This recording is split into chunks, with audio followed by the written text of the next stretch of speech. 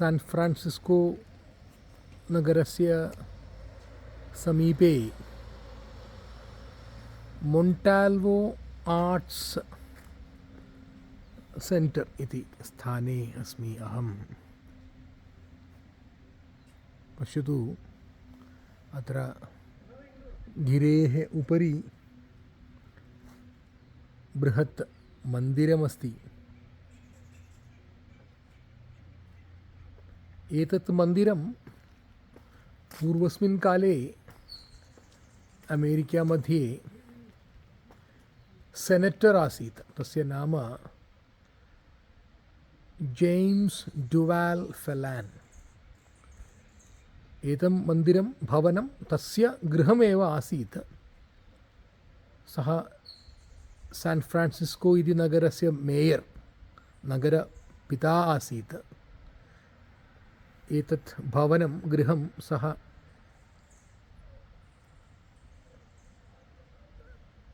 12+1900 वर्षे निर्मितवान्। तदनन्तरं 30+1900 वर्षे जनानां कृते सः दत्तवान्। तत्र एकं शिलाफलकमस्ति, तस्मिन् लिखितं to be used as far as possible for the development of arts, literature, music and architecture. सः पूर्णं गृहम् एतस्य कृते, सङ्गीतस्य, कलायाः कृते, वास्तुशिल्पकलायाः कृते सर्वं सः दत्तवान्। गृहं पश्यतु, बृहत् गृहमेव। अत्र जनाः आगत्य पश्यन्ति।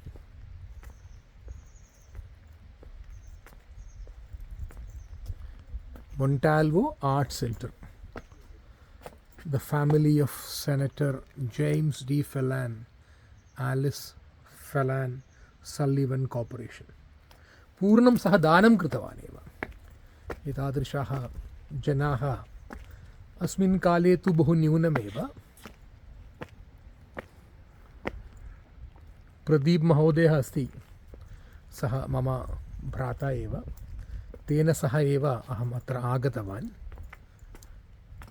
पश्यतु तस्य गृहं कियत् सुन्दरमस्ति इति। वास्तुशिल्पकलारूपमेव। अन्तः गन्तुं तत्र अनुमतिः नास्ति। अत्र एकं चित्रस्थानमस्ति।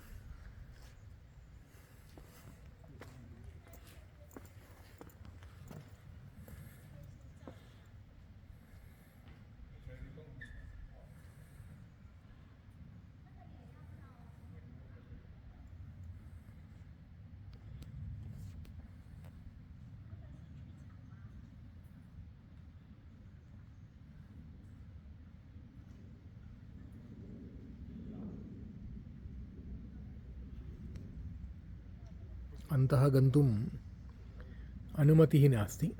अतः जनाः केवलम् आगत्य बहिः तः दृष्ट्वा गच्छन्ति। विवाह अन्य कार्यक्रमाणां कृते ते पूर्णं भवनं, गृहं ददति।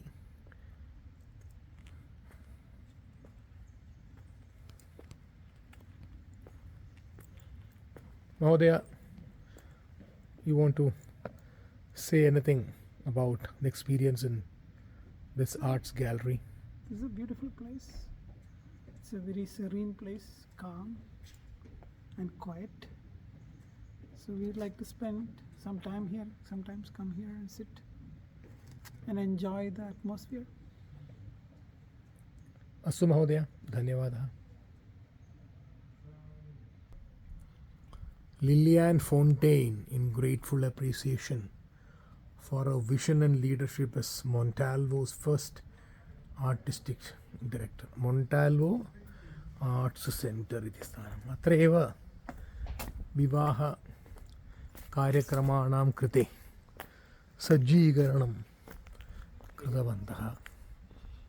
जनानां कृते उपवेष्टुम् आसन्दाः सन्ति।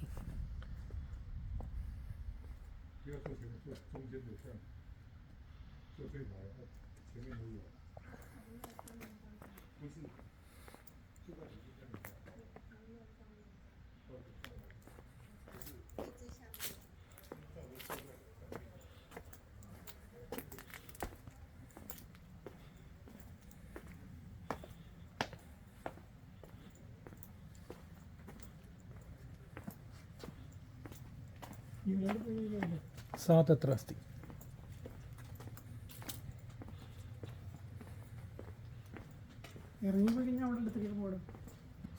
भवनस्य उपरितः कानिचन दृश्यानि पश्यतु।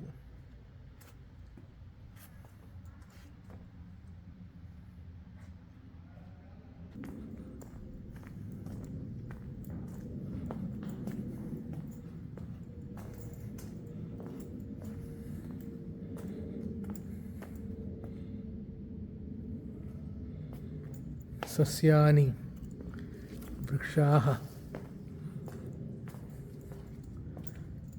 एते सर्वे अत्र सन्ति एव।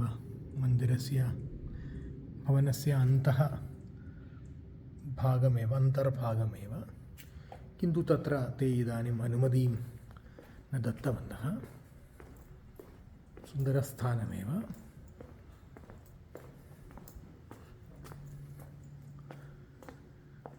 द्वाराणि पश्यतु, बृहत् दीर्घद्वाराणि एव।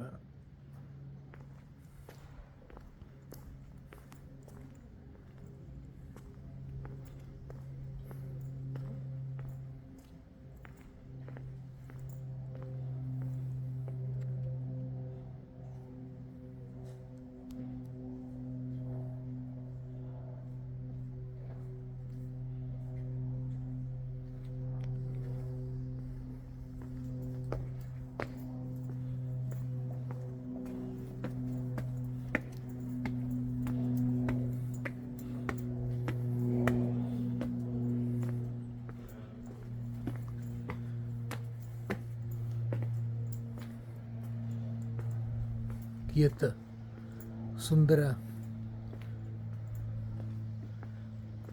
दृश्यानि इति पश्यतु। सर्वं ते दानं कृतवन्तः जनानां कृते। महोदय वदतु। It's a very serene and quiet place, very well maintained, over a 120-year-old house.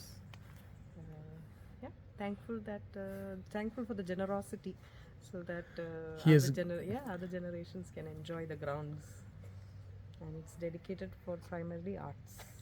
एतस्याः नाम श्रीलता मेनोन् महोदया। सा मम भ्रातुः पत्नी एव, प्रदीप महोदयस्य पत्नी एव। धन्यवादः महोदय।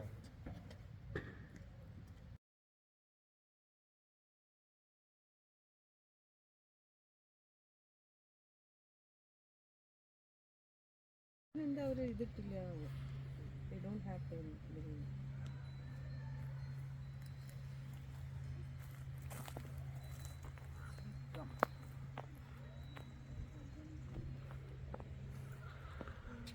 मलयाळभाषायां चेम्बगम् इति वृक्षः अस्ति, तस्य पुष्पमस्ति। एतस्य वृक्षस्य समानमेव दृश्यते। तस्य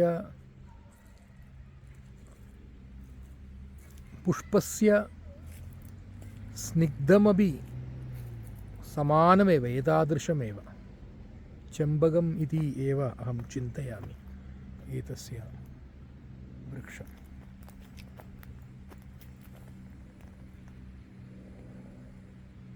समानगन्धमेव पुष्पस्य।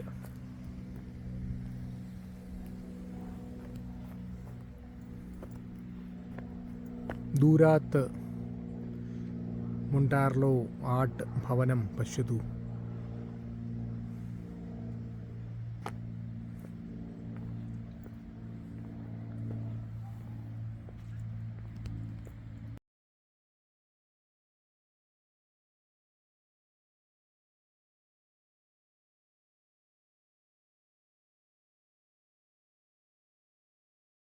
Beautiful rose bushes. What does it say? Come in the springtime. The Italianate garden इति अत्रैव विवाहाः इदानीं जनाः कुर्वन्तः सन्ति इति मम भ्रातृजाया श्रीलता भगिनी उक्तवती।